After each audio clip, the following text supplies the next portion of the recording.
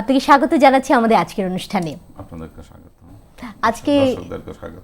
খুব কমন একটি আমাদের যে কমপ্লেইন আছে সবারই বলতে গেলে যে ব্যথা নিয়ে আপনার কাছে অনেক কিছু জানার আছে আমাদের কাছে রোগীরা আসলেই কিন্তু বলে আমার ঘাড়ে ব্যথা, পিঠে ব্যথা, কোমরে ব্যথা, হাঁটুতে ব্যথা, সব জায়গায় ব্যথা। একটু বলবেন কি এই যে আমাদের ঘাড়ে ব্যথা বা কোমরে ব্যথা, এই ব্যথাগুলো কেন হয়ে থাকে? আসলে ব্যথা এটা অনেক বড় একটা হেডিং। তো এখন কোথায় ব্যথাটা হলো? ঘাড়ে ব্যথা হলো, না কোমরে হলো, না পিঠে হলো, না কোনো জয়েন্টে হলো, না মাসেলে হলো? তো স্ট্রাকচার হিসাবে ব্যথাটাকে আমরা ডিফারেন্সিয়েট করতে পারি। কারণ আপনি যেটা বলতেছিলেন প্রথমে ঘাড়ে ব্যথা, ঘাড়ে ব্যথার জন্য আমরা ঘাড়ে অনেক ধরনের ব্যথা আছে। যেমন ঘাড়ে ব্যথা হলো, আমাদের ডাক্তার সাহেবের কাছে আসলেন, আসার পরে আমরা একটা এক্সরে করি, করে বলি সার্ভাইকাল স্পন্ডাইলাইটিস। আসলে এটা একটা স্পন্ডাইলাইটিসটারও বাংলা হলো একটা ইনফ্লামেশন বা প্রদাহ, মানে ঘাড়ে একটা ব্যথা। আলাদা কিছু বলা হলো না, মেডিকেল টার্মে বলা হলো স্পন্ডাইলাইটিস। এই তো আমাদের খুঁজতে হবে কারণটা কি।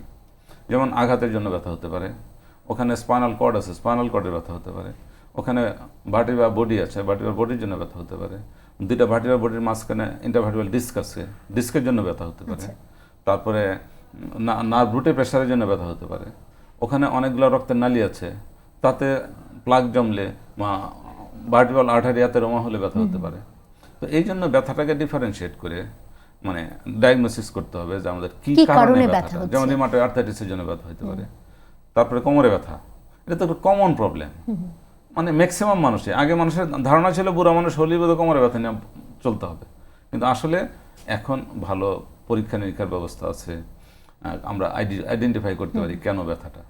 তো যেমন ঘাড়ে ব্যথার অনেক কারণ আছে, ঘাড়ে ব্যথার কারণ, কোমরে ব্যথার অনেক কারণ আছে। কোমরে ব্যথার জন্য ভার্টিব্রার জন্য হতে পারে প্যারাভার্টিব্রাল মাসেল, মানে ভার্টিব্রার মানে মেরুদণ্ডের পাশে যে মাসেলগুলো থাকে, মাসেলের জন্য ব্যথা হতে পারে।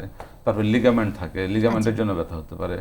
আর প্রতি দুইটা ভার্টিব্রাল বডি আছে, মানে হাড়গুলো আছে, হাড়গুলোর মাঝখানে ইন্টারভার্টিব্রাল ডিস্ক থাকে।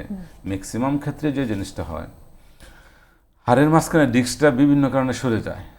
এটা বিশেষ করে মহিলাদেরই বেশি হয়। কেন সরে সেটা? এটা সরে যেমন একটা বয়সের পরে, আমরা যদি বয়স হিসেবে ভাগ করতে যাই, যেমন অ্যাডাল্ট ইয়াংদের মেডিকেল টার্ম যদি আমরা বলি যে মানে মিসডিরেক্টেড কাইনেটিক্স ইন ইমপ্রপার পোস্টার। যেমন আমি এমনি বসে থাকলাম, বসে একটা ড্রয়ারকে টান দিলাম, তো ওখানে যে ডিস্ক আছে, ডিস্কের মাঝখানে থাকে নিউক্লিয়াস পালপোসাস, একটা জেলের এক জিনিস, আর চতুর্দিক থাকে একটা অ্যানোলাস ফাইব্রোসাস।